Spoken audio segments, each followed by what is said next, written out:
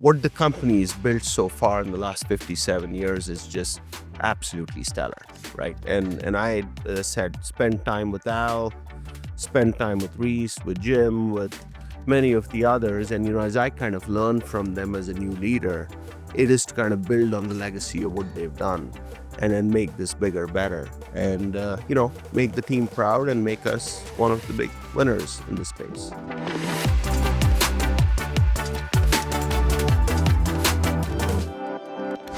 Hello and welcome to the Daktronics Experience Podcast. I'm Justin Oxner here with Matt Anderson, and today we're joined by Ramesh, new president and CEO of Daktronics.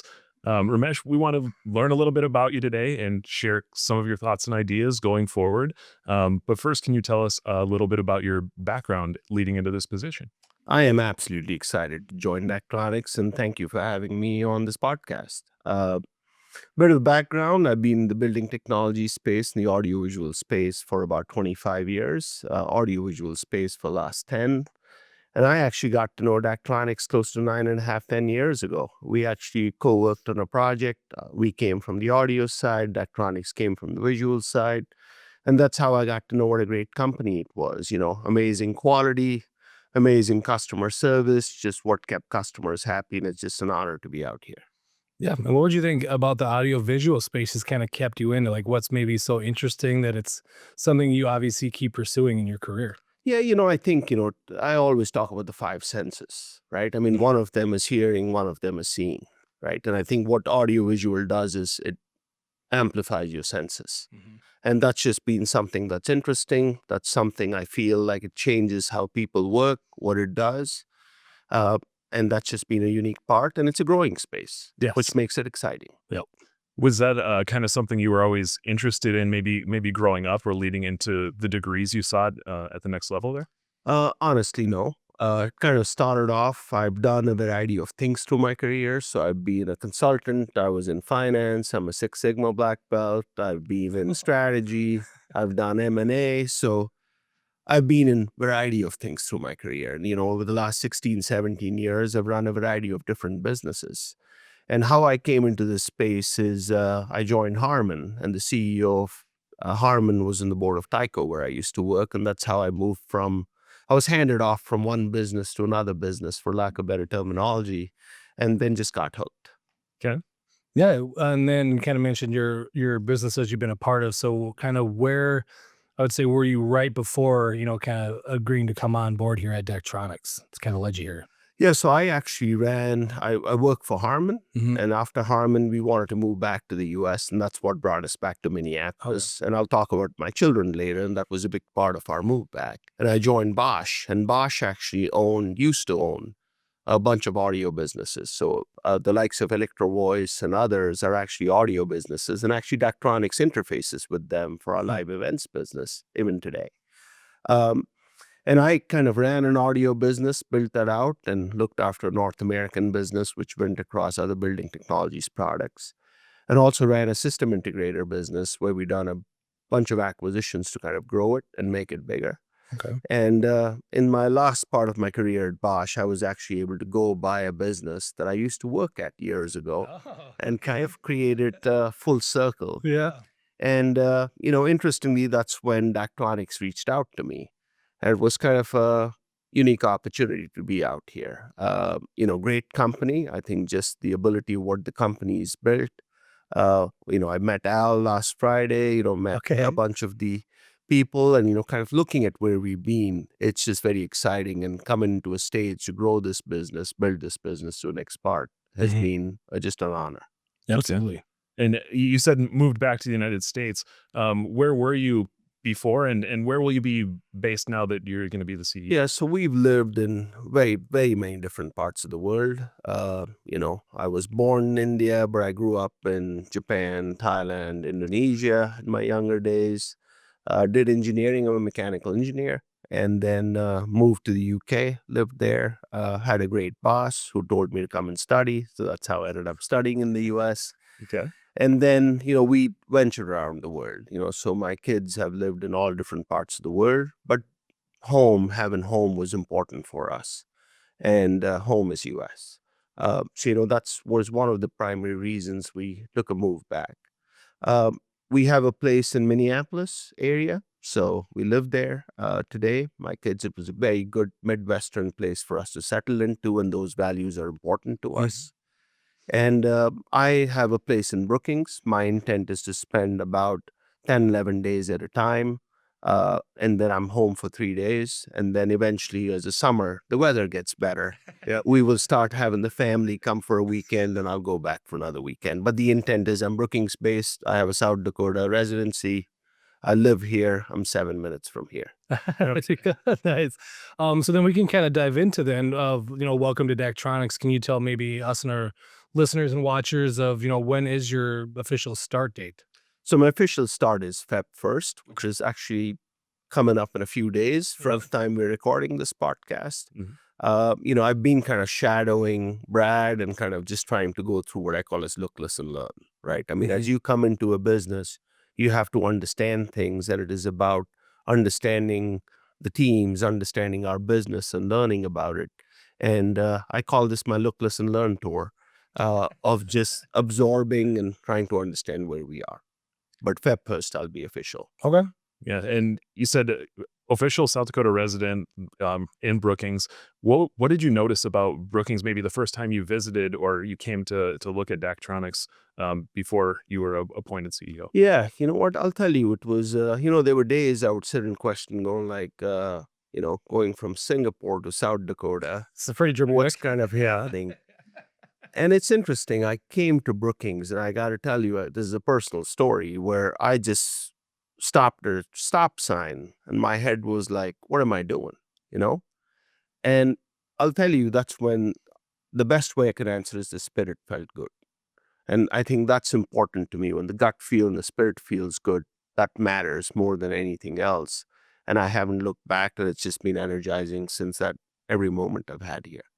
So it's hard to mention Brookings in South Dakota without the weather then. But so when you did visit the first time, was it nice weather? Or did you visit in the winter or? It's close to winter, but Minneapolis here, it's not very different. So the good news is we had about 5 years to get used to lots of snow and the weather. But the other side is you get 4 seasons. It's been amazing with the children. So, you can look at things as what's not there.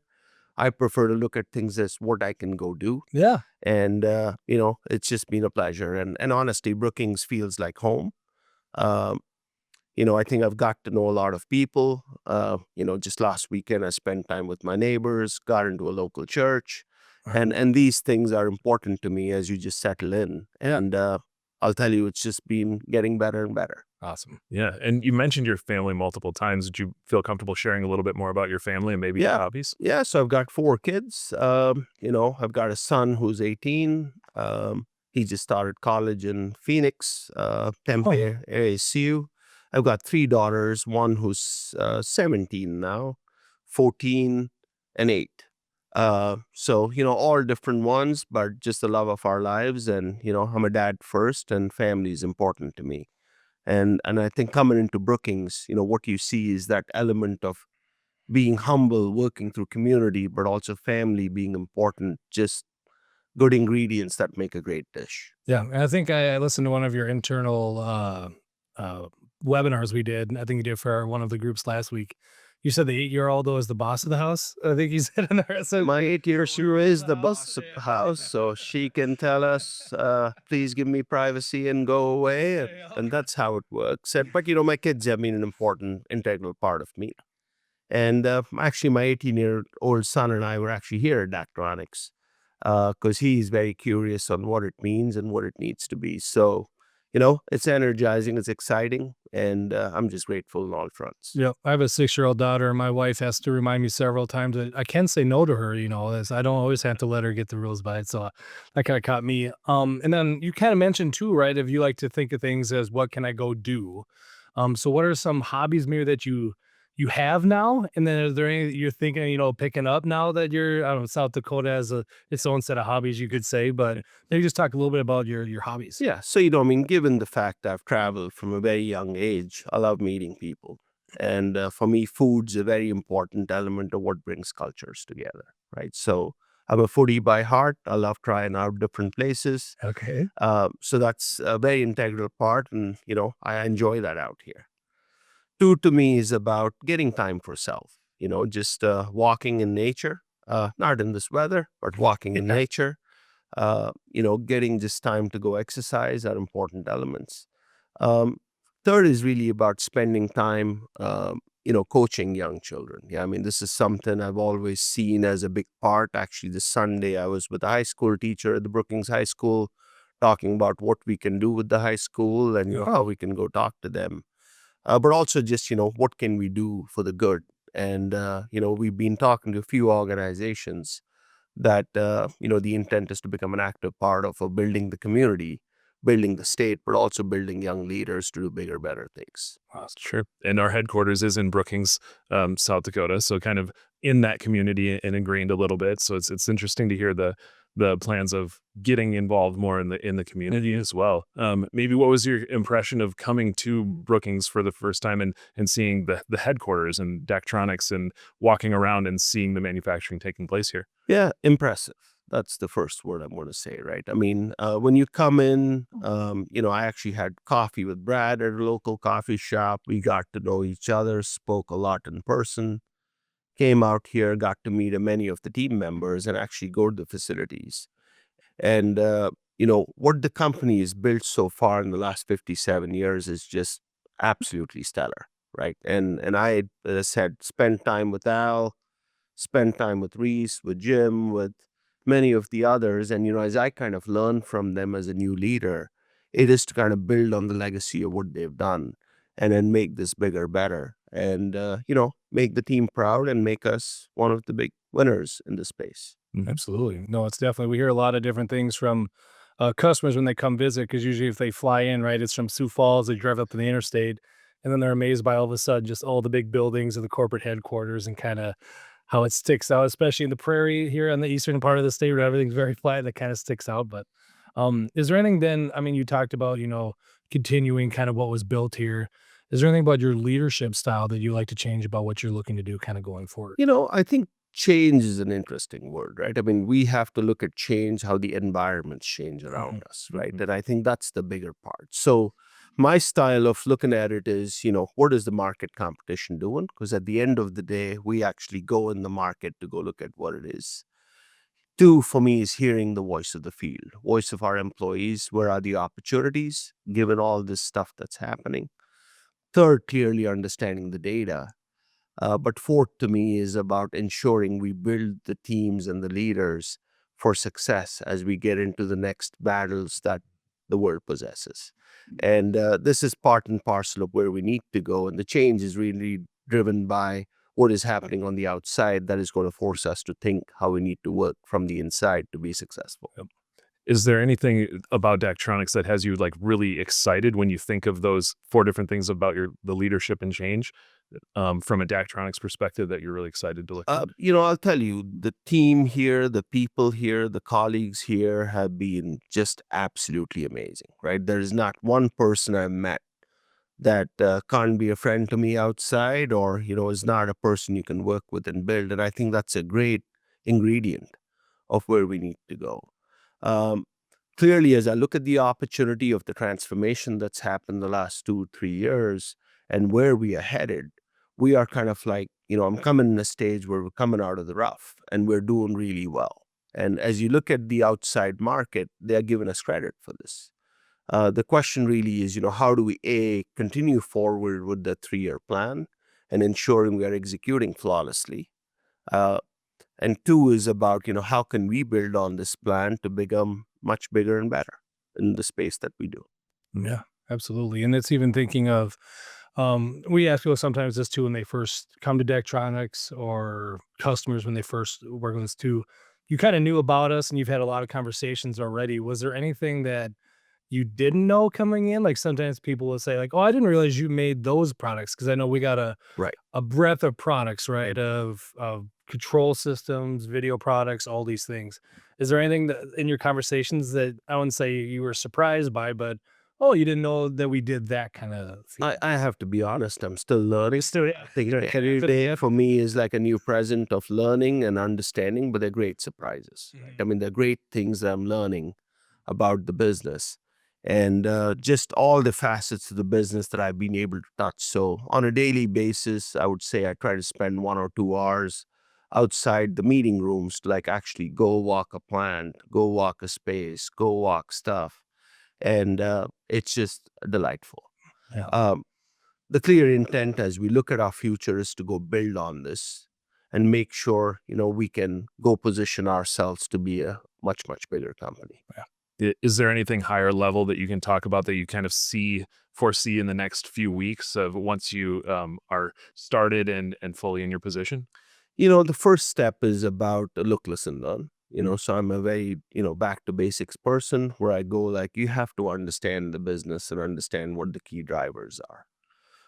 Usually those drivers are 3, 4 in a business. They're not 50. There are 3, 4 things that kind of fundamentally change stuff. And that's the part of the strategic planning process that we'll be starting to look at how do we execute the plan flawlessly to what we said. 2 is to like build towards a future that is way bigger than what we envisioned. And it's going to take a bit of time. But, as we get into a next podcast, I'm sure I'll have the chance to talk about it more. Yeah. Sounds great. Yeah. Is there any other information that you'd like to share? I know we have a mix of people that watch or listen to this that are employees or customers, but is there anything kind of you want them to know about who you are and kind of and what they can expect? Yeah, look, I mean, first of all, I'm just honored to be out here. My job is to serve our team. My job is to serve our customers and deliver to our customers, right? And anything we can do to ensure that happens is my first job. Um, 2 for me is about building people. I'm a very, very big believer, just looking at my own career, people were there to build me. And that's an important aspect as we start thinking big. Uh, we have to like build people to go do these bigger things and ensure we are there to serve and support them in building them as to where it needs to happen. And third, I'll really talk about is thinking without a box, right? I mean, as we start thinking about our growth, what are the different experiences and things we can bring in as we grow from, a scoreboard company to a good video company to an experiential company. And I think that's important. And I would love feedback from those listening as to what your thoughts are that we could basically start bringing into our thinking and start building on this. Yeah, that sounds great. It's exciting, and from our perspective too, we're kind of looking forward to it and seeing where we build from here with you on board as the new CEO. So thank you for taking the time to sit down with us today and share a little bit about yourself and the future of Daktronics. Thank you. I appreciate everyone. Thanks.